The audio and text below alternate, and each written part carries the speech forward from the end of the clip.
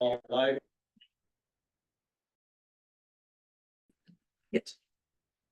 So here's Tara.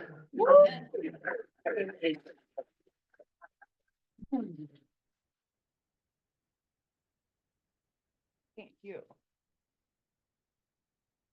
All right, here I am. Here you all are. I am Tyra. I'm an alcoholic. I am very sweaty and nervous, so that's what's happening. This is the first time I've done this in real life. I've shared my story a couple times over Zoom, and I sometimes get really flustered when I'm speaking in front of people, so I'll probably make fun of myself if that happens. And I just saw this prayer up here on the wall. It says, many of us have said, take my will in my life, guide me in recovery, show me how to live. I love that. I don't know if I've heard that version of the third step prayer, I guess, but I really like it. And I'm going to take that prayer into my talk right now. Okay, so my sobriety date is April 11th, 2016. And I was praying this morning about kind of just what to talk about, what I need to share today to help a still suffering alcoholic, because to me, that's kind of the point. I don't like doing this really, but I have learned in AA to say yes, and that I get a lot from it. So what came to me was rigorous honesty. And there's that part of the preamble that talks about how many of us, some suffer from grave emotional and mental disorders, but they have the capacity to recover if they can be honest. And for a while I thought I really latched onto that. Some of them don't recover because they just don't have capacity to be honest. I was like, maybe that's me. So I guess what I wanted to share about is it took me a few years to get rid of pot. And so I don't actually know, like, should I talk here? Okay. I don't actually know. I don't have a date when I quit. It's been probably about 4 years. So I'm just working on that part of my rigorous honesty. And maybe at some point I'll change my sobriety date, but I really focus on a day at a time. I really feel like all I have is today. However, I do think it's important to have continuous sobriety. So there's my rigorous honesty for y'all. I am from Missoula, and I'm actually a third generation Missoulian. So that kind of kept me away from the rooms for a while. I've known I was an alcoholic maybe since the first time I got drunk.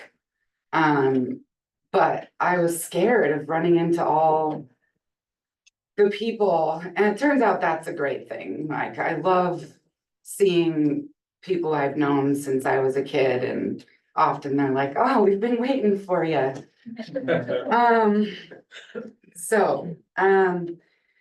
Like many of us, I come from a long line of alcoholism and addiction and cycles of abuse. And my grandfather was the president of the University of Montana in the 40s, and he was 50s, and he was a controversial character. He was eventually fired for various things. He was framed by the FBI because he was helping the Salish people with water rights, and they didn't like that. And so I don't know, I identify with like a religion of anti-establishmentarianism. That's kind of like how I've been raised. My mom's like first wave feminist, like, angry at men. And so I think my religion was skepticism. And, oh, and I was raised Jewish too, so that's like part of my culture too, you know, it's like, just to like doubt everything you're saying. And everything that I think and everything that happens in the world. So who knows what's really real is sort of my take on things, and it still is, but I kind of have a more positive spin on it now. Oh, let's see, I started using, you know, my dad is no longer with us. But he was never sober, as far as I know, since he was a day in his life, since he was like a teenager. And so he started sharing his weed with me when I was, I don't know, 5, probably, like, so, that was my first intoxication for sure. But then, I think the first time I got drunk was at, Passover. And there was, Manischewitz everywhere, and I was like 8 years old, and we all got to have our little, like, tiny little cup of it with the ceremony, but then I really liked it, so I just kept filling that little cup, and I passed out on the floor, and I remember everyone thought it was hilarious. Like, I remember kind of waking up, and I was like the brunt of the joke all night. It was hilarious. But it wasn't until like 8th grade, no, it was early, middle school sometime, that I started stealing alcohol. There was a grocery store down the street from my mom's house, and I figured out like that I could wear a big baggy sweatshirt and I could fit 8 Zimas inside my sweatshirt. And just walk out of there. I think being a girl made it really easy to steal alcohol, honestly. Like, people just were like, oh, there's or I would go down to the bridge, the footbridge, and steal some of my dad's weed and trade it for booze. I heard someone share a story recently at the zoo group about stealing their dad's weed and selling it. I discovered that pretty quickly, that I could get my own money, because he had these like 10-gallon bags of bud, like, hidden in his closet and under the bed and stuff, and it never locked his door, you know, it's the 80s in Missoula, so I would just like go in and pinch off some, and I don't know if he ever knew or whatever, but. So that got me access, that put me in the cool kids club pretty quickly, unfortunately, as far as the drug use go, is what I mean by that. And I'm gonna jump around a little bit just because that's how my brain works, but I got real drunk with some boys for the first time, with a fellow actually who I reconnected with when I first came back here, and we were like, so fun that we're both here. But we went up onto Mount Jumbo with our Mad Dog 2020 and some joints and a tarp, and these 2 boys, and we like, it started to rain, so we were like hiding under the tarp and all, like, whatever. And I remember getting really drunk and being like, yeah, this is great, and this is how I'm gonna live my life for the rest of my life. So I guess that means I'm an alcoholic, and fuck it, here I go. And that was, you know, I remember having that conscious thought, like, I'm an alcoholic and I'm cool with it. That's great. That's how I want to live my life, because reality sucks. I was abused in every way you can imagine, by my dad, and different ways by my mom. And so I didn't really remember a lot of it till later in my teenage years, but I definitely had a sense of needing to escape my body from a really young age. Like, it wasn't a safe place to be. And I honestly feel like sometimes, you know, some people don't, I don't know. Honestly, I feel like sometimes drugs and alcohol saved my life through those teenage years, because I couldn't handle it. I couldn't be in my own skin. And it made it possible for me to go to school, to have friends, to even do sports. Like, I just had to be intoxicated to be around humans, basically. Or to go grocery shopping or brush my teeth or, you know, whatever. So my freshman year of high school, went to Hellgate. I found all the other stuff. There was a lot available at Hellgate High School in the 90s. I found heroin and cocaine pretty quickly. I was 14. I was dropping acid almost every day. At the 10:15 morning break, my friend and I would meet up for a bagel and some acid. And then we would both start to peak like right before lunch, which is like perfect timing to leave for the rest of the day.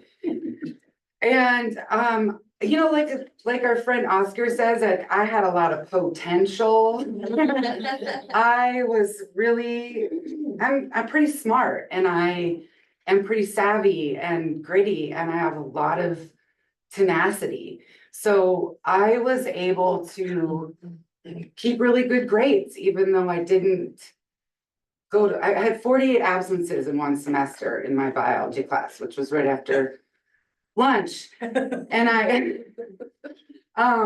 I still had a B plus, and I remember they were trying to, you know, this was my first experience with working my language to get out of my own consequences. They were gonna hold me back a year, and I was like, whatever, that's ridiculous. I'm too smart for that. So I like went to a therapist and like, you know, played the victim.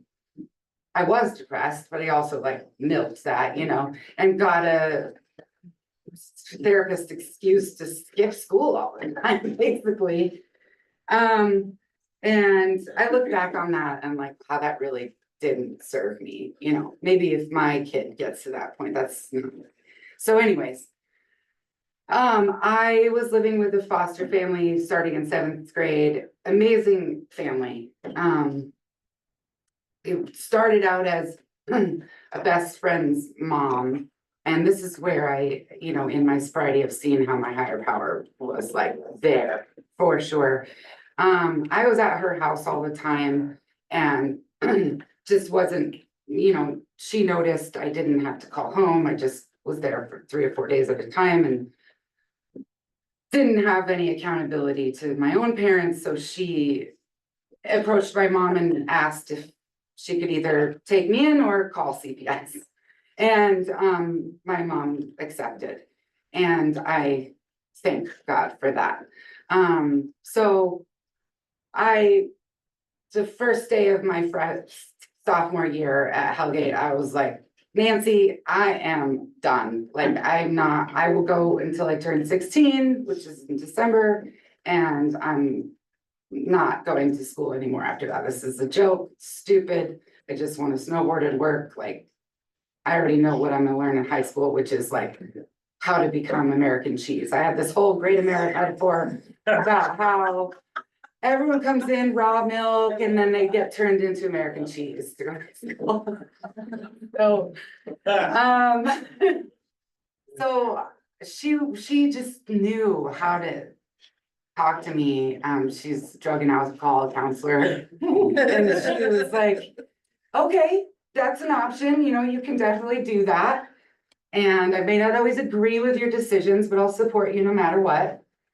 But she said, let's look into some other alternatives. And so she was like, what do you want to do? And I was like, I just want to snowboard and backpack and be outside and isolate. I didn't say that. That's what I wanted. And she was like, well, let's look into boarding schools and maybe you can get a scholarship and write an essay. And so that's what I did. And I got a full ride to this boarding school in New Hampshire where is very rural. It's like northern New Hampshire. And it was like we went backpacking for 10 days, 6 times a year. We were I got to snowboard 6 days a week. I was competitive snowboarder. But I also was challenged and held accountable and And I discovered that I actually really liked school. Like, I really loved to learn. I've always been a really curious person. I can intellectualize the hell out of anything and use it as a crutch, to be honest, but I found my strengths there in many ways, and I didn't try to be sober there, but because it was like so isolated, I could only like drink a couple times a year, and I lived with teachers there during the summer and stuff and partied in the summer, but we didn't have access to drugs really at all. Once in a while, someone, like one time my dad sent me some joints. Yeah. There wasn't much access. Just as a sidebar, this funny story about him.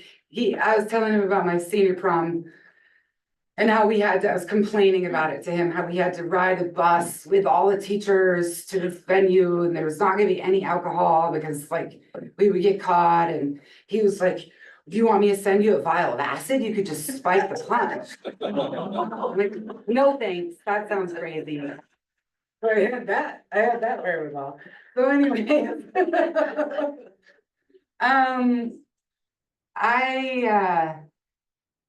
I really thrived there. And I think because I was living somewhere where I was safe and I felt safe and actually had adults in my life really showing up for me on a consistent basis, and I was showing up for myself also. The summer between my junior and senior year, all the trauma memories came back to me all at once. I also had a boyfriend at the time, so was sexually active, and that triggered a lot of the sexual abuse memories. And I couldn't live with that. So I tried to take my own life, and I didn't succeed, obviously, thank goodness. But I did have my first stint in a state institution. And I also, so that was really awful. It was like one flew over the cuckoo's nest, kind of awful. And I was in a group I was 17, so I was the oldest of the age group, and I was like 13 to 17-year-olds. So it was with these like 13, they were all 13 and 14-year-old girls, and I just felt like so weird and outside, and it really locked in to not trust therapists or psychiatrists for a long time. And I want to name that because I really am a component of therapy and outside help, and I get it and I need it and I do it. But I think a bad therapist can be way more damaging than no therapy. So I survived that. I was student body president my senior year. But I also got caught smoking weed my senior year. So I was drug tested once a week for the rest of that year, so that I didn't get kicked out. And I never stopped smoking, actually. We had more access that year. I don't really remember how. But I just drank. I was like, okay, I'm just gonna drink 8 liters of water every day. I also ran I ran a lot. So just the insanity, right? Like it's so insane. I was like hyponatremic, which is like when you drink too much water, and like I was like drunk on water often. It's crazy to think about. Kept me nice and skinny too, though. So then I had some consequences, started to have some consequences, like obviously. And so at the end of that year, I was out with my friends. We got this fluke snowstorm, and we would sneak out at like midnight after it was safe, and just like run around in the woods and eat mushrooms and smoke weed and just get up at 5 and go back to school. And it's amazing the amount of energy we find to be drug addicts and alcoholics. It's just incredible. So we had this fluke snowstorm, and we decided we were gonna ride off the roof. There was like this roof that slanted down onto this hill. So we were gonna snowboard off that roof and build this sick jump off the roof, and I broke my leg. And so I had already at that point, because it was like April, gotten a scholarship to be on a competitive snowboarding team at Sierra Nevada College in Lake Tahoe. It was like a dream come true, you know, but I broke my leg, and that was like, I just went into deep denial about it. Like as soon as I could, I walked on my cast all the time, you know, I got to school in the fall and tried to train. It was like, you know, intense training, and my coach was immediately like, do you have an injury you haven't told me about? And so I had to leave there. And I really liked to make my geographics really dramatic. Like I would like make up some story about how I was like running away from some guy, or I was like, just like a victim story always before I moved. And so I don't even remember what it was at the time, but I made up some story about the school. And so I left and went to Prescott College, which is where I graduated from in Prescott, Arizona. And it was an amazing experience. It was similar in a lot of ways to my boarding school, like, because I was literally in the woods most of the time, good portion of the time. So I had some reprieve from my alcoholism. Here's where like my higher power really came in. But when I was not in the woods, I went full on. I'd kind of given up on the drugs at this point, besides some cocaine here and there and plenty of weed. But I wasn't, alcohol was my main drug at this point, and sex too, like just with anybody. And I tried going to therapy at that time. You know, I had a raging eating disorder too, but it turns out if you lie to a therapist, it doesn't really help that much. You just, you know, you don't really get anything out of it if you lie to them. So, gosh, I'm gonna fast forward a little bit because I did a lot of geographics. I did really cool stuff, and this is something I was thinking about, like that potential thing.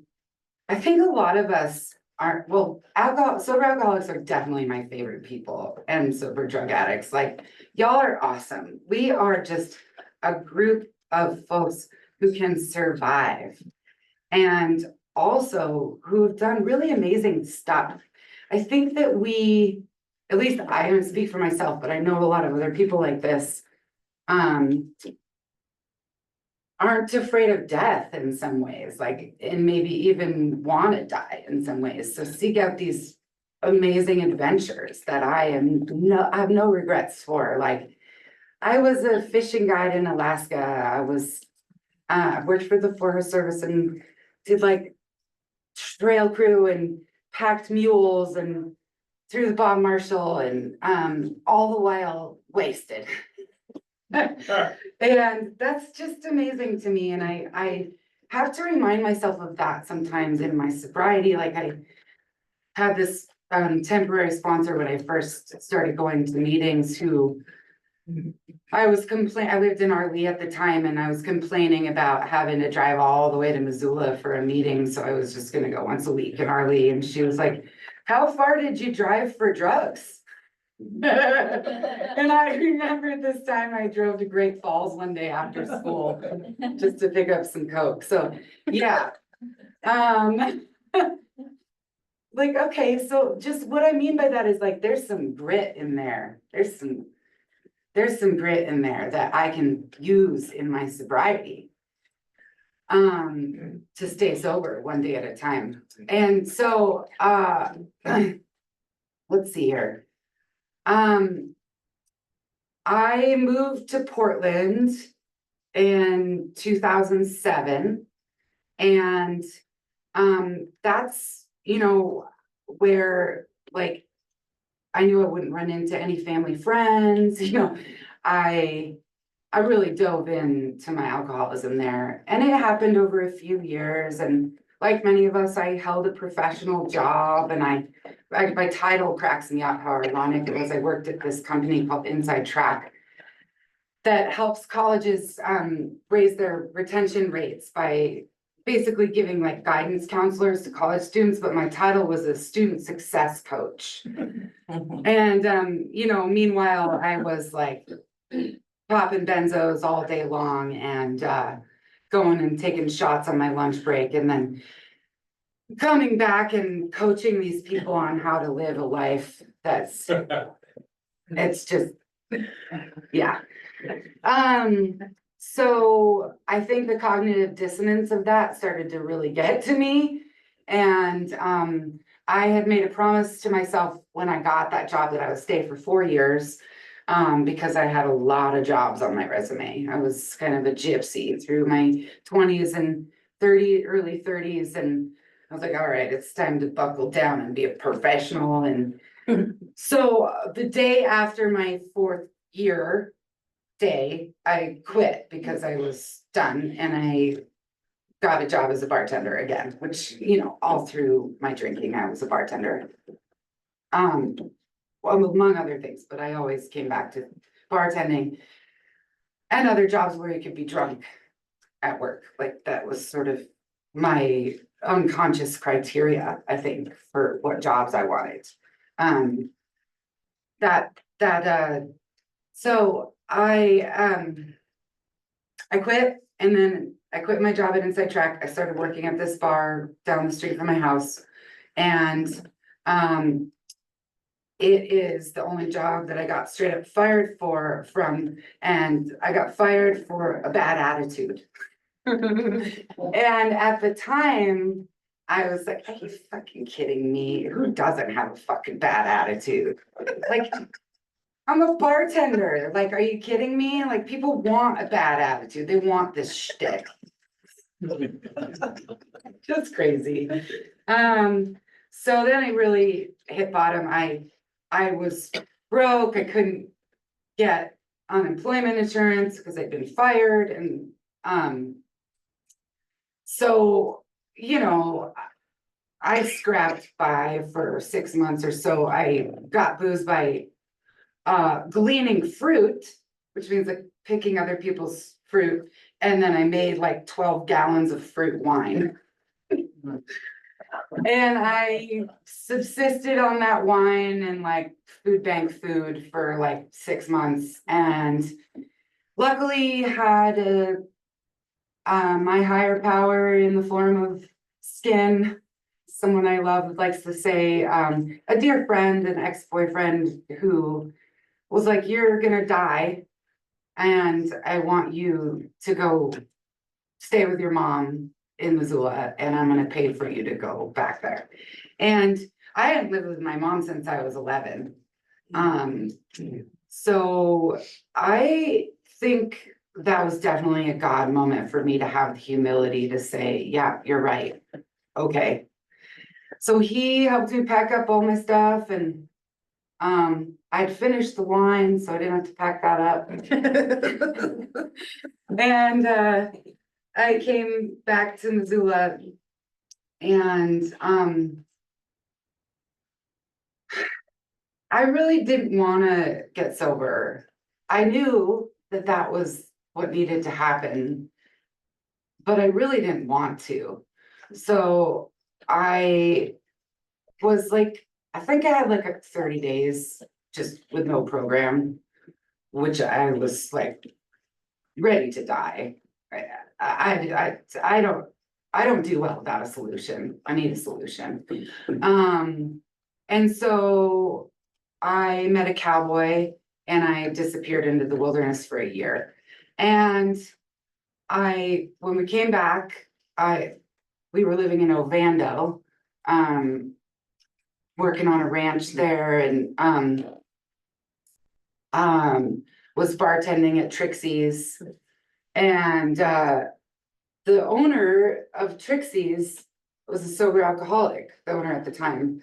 And they put in cameras because of me, pretty much. And I remember like towards the end of that bottom, like, I feel like I had like a few bottoms where it just kind of like, I really think of it as a ball where I was like bouncing. But that was one of them where, so they confronted me about drinking on the job and I was like, no, I don't do that. And then they put in cameras and I was like, I have this very clear memory. One day I'm like pouring the whiskey in my coffee, looking right at the camera and I'm like, fuck you. And so after that, she was like, look, I'm gonna give you one more chance because I see your potential. And will you come to meetings with me and don't drink at work and you can keep your job? So that was sort of my first stint in AA, like I went to like 3 meetings with her in Ovando. There was a group there at the time. I don't think there is anymore, but maybe there is. If anyone knows, I would love to go to that meeting. So instead of getting fired because I didn't stop drinking, I met my ex-husband, and some of you may relate to using relationships as another way of escaping. I definitely did that for a long time. And I could just pour myself into someone else, you know, so that I didn't have to deal with my own life. So I met him, he was a teacher and I was a bartender, and we real quickly became domestic partners. And he had a 4-year-old at the time who I was like, cool, I'm gonna use this kid to save my own life. And in some ways, she did save my life. After we moved from there when she started kindergarten, and so we could be closer to Missoula. And when she went to 1st grade, I started working at Sussex as a teacher there. And that's where I met a friend who invited me to come to the Sunrise group with her. And that was 2015. And I kept using opioids for a year. So I had to come back and change my date. And so I'm going to talk about getting sober now. I didn't sit down all the way, you guys, for like 4 years of coming in and out. And I don't recommend that. It was torturous. Didn't drink during that time, but I was restless, irritable, and discontent. And my partner, he had encouraged me to get sober, but then once I got sober, you know, a lot of the arrangement we had changed. Like I wasn't okay with a lot of the ways that he treated me anymore. And I became aware of our dynamic, and I wanted to go to lots of meetings and he didn't like that. And so then I let him dictate that for a while and didn't, you know, got a sponsor, but then wouldn't be fully honest or wouldn't really do the steps, and then break up with that sponsor and get a new one to like hide parts that I didn't want to share with, you know, triangulating kind of honesty. And so then I accidentally got pregnant and had a baby in 2018. And that was God for sure. For me, it's like postpartum was the bottom, was the desperation that I needed to fully come into these rooms. So I went to the Sunrise group every morning with my tiny infant for months, because there was no childcare and I just had to. And I look back on that and I'm like, okay, that was going to any length. And I didn't even realize at the time, you know. But those of you that were there, like Dave and others, like that for me, I just am so grateful of how accepting everyone was, that I would like whip my boob out in the middle of a meeting and nurse him and just like, he would be crying and I would just sit there anyways. And people were just so welcoming and it really made me realize how this is the place to be. Okay, I know I'm jumping around. I hope something I'm saying is useful because I don't know. Let's see, Quinn was about 10 months old when actually yesterday was the 5-year anniversary of when I got a traumatic brain injury. And it was another fun, like, gift of desperation thing. And the silver lining that came from it was, it took a couple years, but was me realizing how codependent I was and how the relationship I was in was not serving either of us, and I had to get out. I let it get real bad before I got out. And Quinn and I ended up at the YWCA for almost 3 months during the height of COVID. And it just was such a gift. It sounds awful, but it was, but like, it really gave me what I kept hearing people talk about with the gift of desperation, what I hadn't had. And I was disabled all of a sudden too. So I had to like really get a lot of outside help and become really humble. And then I also found the third step. It took those years of desperation. Like I had to be desperate for years to turn my life and my will over. I thought of, like, I just was trained to say no to help, to distrust others, let alone God, so I'm incredibly grateful for that. And I am incredibly grateful for Zoom also because I had this little kid that was with me all the time. And we were our own little pod through COVID, and ended up buying a house in Plains because I couldn't find a rental from that YWCA thing and could afford this 120-year-old house in Plains. So we went there, and I didn't really connect with the recovery there. So just stayed active on Zoom. And I just think of that third tradition. Like, I think God is so incredible how God showed up for COVID with Zoom and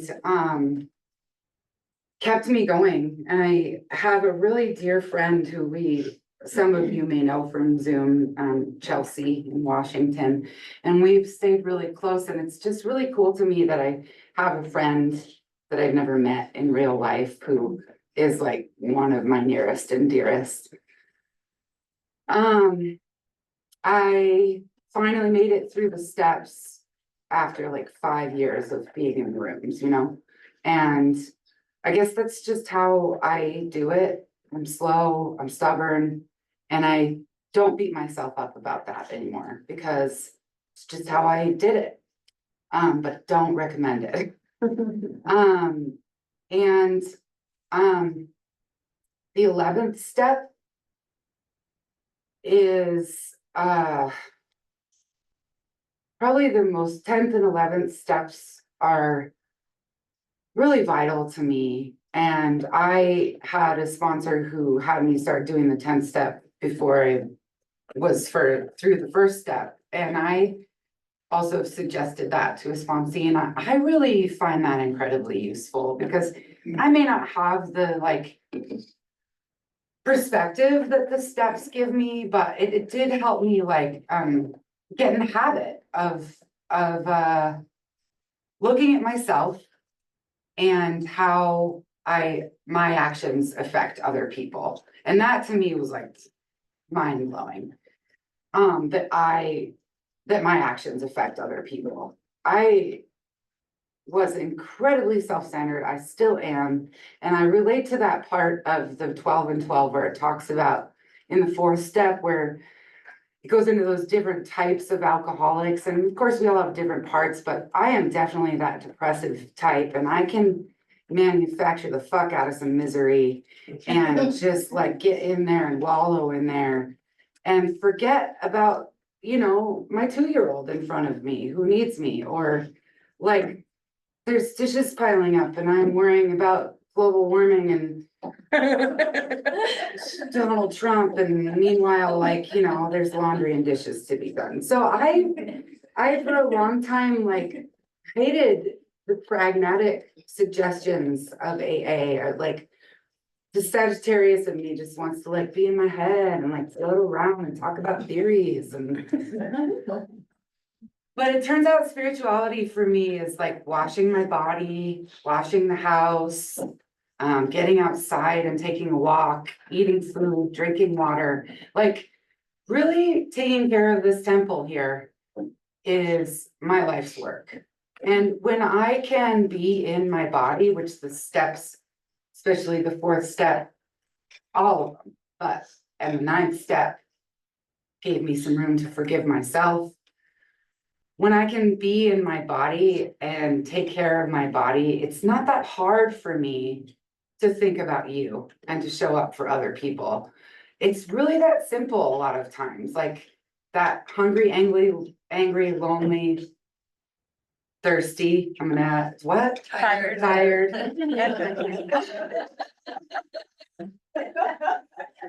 Physical pain is a big one for me too. And I have a chronic illness, so I just, you know, that brain injury triggered a lot of chronic illness for me. So I need meditation, like I need water and food too. I have found it's the only way for me to be relieved of pain. Which is kind of amazing, but just like sitting there and breathing helps with physical pain. Sure enough, it does. So I don't know, I feel like I'm petering out, but I have a sponsee, which is incredible. It's the first time because like I said, it took me a while to really start living the steps. And she helps me be a better person every day. And I've heard you all talk about this, but I now finally feel it. Like, if I'm gonna tell someone else how to live, then I better live the way I'm telling her to live. And that's really helped me with that 3rd step again. Like, okay, if this person has trusted me in this incredible, deep, vulnerable way, then I guess probably my higher power also believes in me, specifically cares for me. And learning that I am valuable, that I have things to offer, has been the hardest part of my journey for sure. And she just helps me see that. And you all help me see that. My kid really helps me see that. I want to talk about service for just a second, because I'm not really good at service positions, and it was a topic in a meeting yesterday, so I was thinking about it. Being in front of people scares the shit out of me, so like so like being a greeter, walking around passing out coffee, no way. Like I really still can't do it. Like maybe someday I will, but because I have so much resistance to it, I've decided to commit to being of service in my daily life as much as I possibly can. And so I really do a good job with this, not all the time, but I try really hard to treat my neighbors. I practice the principles with my neighbors. I try to help older people, especially, as much as I can. I try to think about others first. And that to me is a daily reprieve. Like that is what the reprieve is for me. Because there's always someone who needs help, I guarantee it, in and out of these rooms. And for me, it just has been a way to forgive myself too for all the shitty stuff I did. I didn't really talk much about that, but I don't think it's necessary. You all know, you guys know all the shitty stuff that us alcoholics do. I did all that. I was a liar, cheat, and a thief, for sure. So yeah, I'm not that person anymore, which is a damn miracle. And it's all because of AA and the steps and outside help. Yeah, I guess that's it. Thanks, everybody.